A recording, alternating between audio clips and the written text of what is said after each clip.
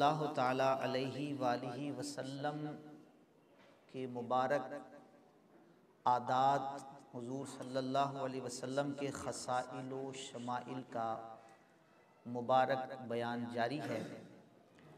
گزشتہ ابواب میں ہم نے نبی کریم صلی اللہ علیہ وسلم کا حلیہ مبارک، اس پر متعدد احادیث، پھر نبی کریم صلی اللہ علیہ وآلہ وسلم کی مہر نبوت کا تذکرہ، نبی پاک صلی اللہ تعالی علیہ وآلہ وسلم کے لباس مبارک کا تذکرہ اور دیگر کچھ مبارک تذکرے سنیں۔ آج جس باب کا آغاز ہو رہا ہے، اس میں نبی کریم صلی اللہ تعالی علیہ وسلم کی زندگی گزارنے کے طریقوں کا بیان ہے۔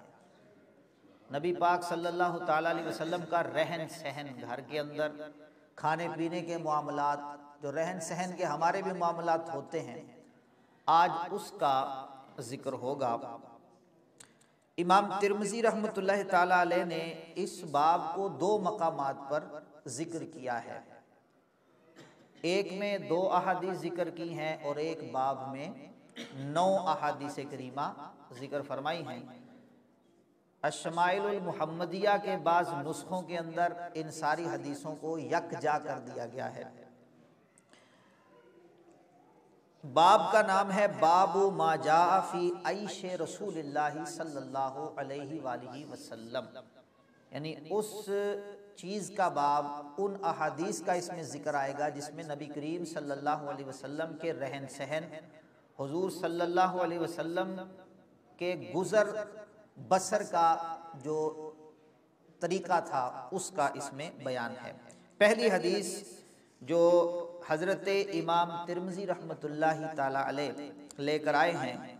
حضرت محمد ابن سیرین رحمۃ اللہ علیہ خیر التابعین ہیں، ان سے یہ حدیث منقول ہے، مروی ہے۔ وہ کہتے ہیں کنا عند ابی ہریرہ رضی اللہ تعالی عنہ وعلیہ ثوبان ممشقان من کتان فتمخط فی احدہما فقال بخن بخن یتمخط ابو ہریرہ فی الکتان لقد رأیتنی وانی لأؤخر فیما بین منبر رسول اللہ صلی اللہ علیہ وسلم وحجرت عائشہ رضی اللہ تعالی عنہا مغشیا علی فیجیء الجائی فیدع رجلہ علی عنقی یرا ان بی جنونا وما بی جنون وما ہوا الا الجوع۔ حضرت سیدنا ابو ہریرہ رضی اللہ تعالی عنہ کا اس میں احوال ہے۔ حضرت محمد بن سیری کہتے ہیں کہ ہم حضرت ابو ہریرہ رضی اللہ تعالی عنہ کی خدمت میں حاضر تھے، وعلیہ ثوبان ممشقان، انہوں نے 2 ریشمی چادریں، 2 عمدہ چادریں جو کہ من کتان، 2 پھولدار اور عمدہ قسم کی چادریں جن کو سرخ رنگ میں رنگا گیا تھا، حضرت ابو ہریرہ رضی اللہ تعالیٰ عنہ نے وہ اوڑھ رکھی تھی، نہایت مہنگی چادریں۔ فتمخط فی احدہما، ایک چادر کے ساتھ حضرت ابو ہریرہ رضی اللہ تعالیٰ عنہ نے ناک صاف کیا، تو یہ کرنے کے بعد فرمایا فقال بخن بخن، فرمایا زہ قسمت زہ قسمت۔ یہ بخن بخن اہل عرب اس وقت بولتے تھے جب خوشی اور مسرت کا موقع ہوتا، جیسے ہم لوگ اس وقت ہمارے ہاں جس طرح یہ لفظ بولا جاتا ہے نا، واہ واہ کیا بات ہے، ایک وقت وہ تھا اور آج یہ وقت ہے۔ خوشی اور مسرت کے وقت یہ لفظ جو ہم بولتے ہیں تو اہل عرب بخن بخن، زہ خوبی، زہ قسمت کہتے ہیں کہ یتمخط ابو ہریرہ فی الکتان لقد رأیتنی وانی لأؤخر۔ حضرت ابو ہریرہ رضی اللہ تعالیٰ عنہ کہتے ہیں ایک وقت وہ تھا کہ جب میں سیدہ عائشہ صدیقہ رضی اللہ تعالی عنہا کے حجرے اور رسول اللہ صلی اللہ علیہ وسلم کے منبر کے درمیان غش کھا کر گر جاتا اور گزرنے والے گزرتے ہوئے میری گردن پر پاؤں رکھ کر گزرا کرتے تھے، اور وہ یہ سمجھتے تھے کہ ان بی جنونن، کہ مجھ پر مرگی کا دورہ پڑا ہے یا میں جنون کا شکار ہوں۔ فرماتے ہیں وما بی جنون، حالانکہ میں حالت جنون میں نہ ہوتا، مجھے مرگی کا دورہ نہ پڑا ہوتا، وما ہوا الا بالجوع، اور یہ سب کچھ بھوک کی وجہ سے ہوتا تھا۔ کہتے ہیں ایک وہ وقت تھا اور ایک آج یہ وقت ہے کہ میں اس قیمتی اور خوبصورت کپڑے کے ساتھ ناک صاف کر رہا ہوں۔ تو یہ دو حالتیں بیان کی، کہتے ہیں ایک وہ وقت تھا اور ایک یہ وقت ہے کہ ایسے سلکی، یعنی وہ لباس جس کو پہننے میں لوگ فخر محسوس کریں، کہتے ہیں اس کے ساتھ آج وہ وقت ہے کہ میں ناک صاف کر رہا ہوں۔ اور ایک وقت کیا تھا، کہتے ہیں میں حضرت عائشہ صدیقہ کے حجرے اور رسول اللہ کے منبر کے درمیان غش کھا کر گر جاتا، مجھ میں چلنے اٹھنے کی سکت نہ رہتی، گزرنے والے میری گردن پہ پاؤں رکھ کے گزرتے۔ اس کی وجہ یہ ہے کہ اہل عرب کا یہ اعتقاد تھا، جیسے ہم لوگ بہت سارے ٹونے نہیں کرتے، کسی کی ناف چڑھ جائے تو اس کے نکالنے کے لیے مختلف قسم کے حربے استعمال کیے جاتے ہیں، دیسی طریقے۔ اہل عرب کے ہاں جس کو مرگی پڑ جاتی اس کی گردن پر پاؤں رکھ کر دباتے تو وہ ٹھیک ہو جاتی تھی۔ تو کہتے ہیں کہ لوگ میری گردن پر پاؤں رکھ کر گزرتے اور وہ یہ سمجھتے تھے کہ میں حالت جنون میں ہوں، جبکہ میں حالت جنون میں نہ ہوتا، یہ سب کچھ ہوتا تھا بھوک کی وجہ سے۔ اچھا، اب اس حدیث پاک میں نبی پاک صلی اللہ تعالیٰ علیہ وسلم کی سیرت کا بھلا کیا تعلق ہے؟ ہو سکتا ہے سوال ذہن میں آئے کہ باب تو ہے باب ما جاء فی عیش رسول اللہ صلی اللہ علیہ وسلم، نبی پاک صلی اللہ تعالیٰ علیہ وسلم کے گزر بسر کا،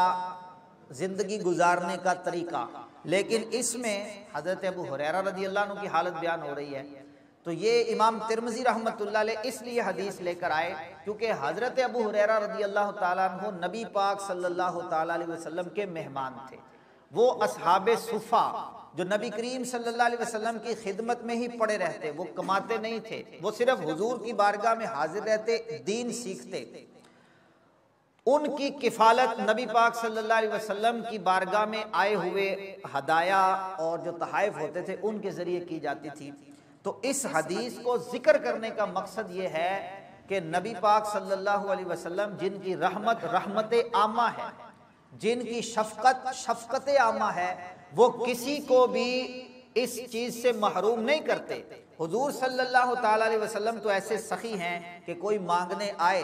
خود پاس نہ ہو تو کسی سے لے کر بھی دے دیا کرتے تھے، ادھار لے کر بھی حضور صلی اللہ علیہ وسلم سخاوت کرتے۔ تو اس حدیث پاک کو ذکر کرنے کا جو مقصد ہے وہ یہ ہے کہ یہ بیان کرنا کہ حضرت ابو ہریرہ رضی اللہ عنہ جو نبی کریم صلی اللہ علیہ وسلم کی خدمت میں رہا کرتے تھے، اگر حضور پاک صلی اللہ علیہ وسلم کی زندگی تعیش پسند ہوتی، نبی پاک صلی اللہ تعالیٰ علیہ وآلہ وسلم اگر آسائشوں والی زندگی گزارتے تو کبھی بھی حضرت ابو ہریرہ رضی اللہ تعالیٰ عنہ بھوک سے نڈھال ہو کر لوگوں کے راستے میں نہ گر جاتے،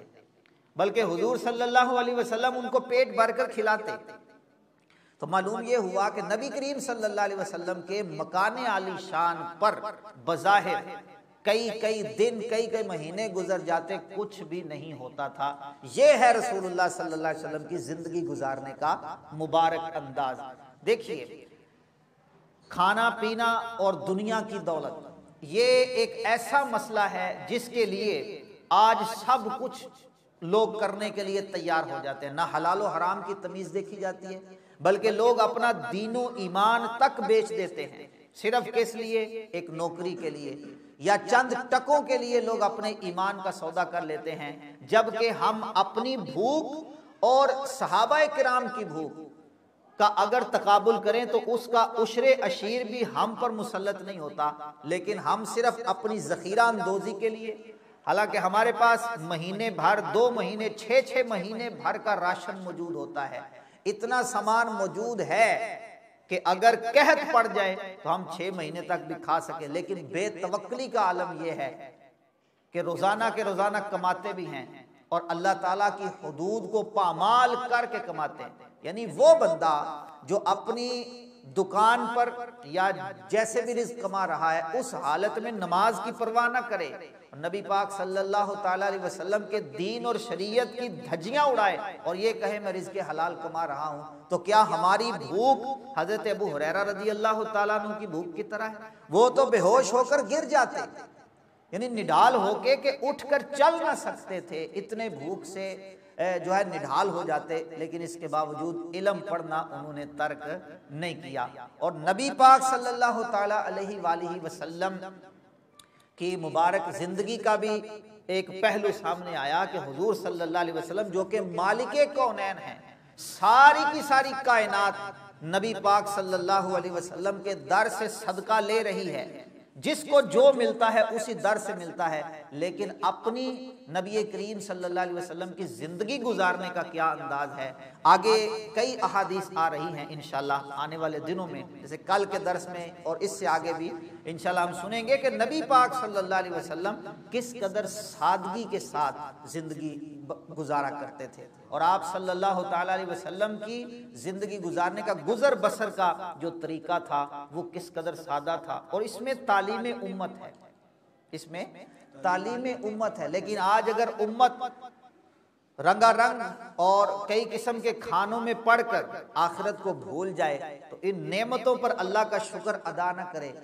تو وہ کس قدر سید عالم صلی اللہ علیہ وسلم کے مبارک طریقوں سے دور ہے۔ اللہ ہمیں نبی کریم صلی اللہ علیہ وسلم کے مبارک طریقوں کو اور حضور صلی اللہ علیہ وسلم کی مبارک زندگی کو آئیڈیل بنا کر اس کے مطابق زندگی گزارنے کی توفیق عطا فرمائے۔ نبی پاک صلی اللہ علیہ وسلم کی مبارک عادات، حضور کے خصائل و شمائل کو اللہ ہمیں اپنانے، اپنی ذات پر نافذ کرنے کی توفیق عطا فرمائے۔ آمین بجاہ نبی الامین صلی اللہ تعالی علیہ وآلہ وسلم۔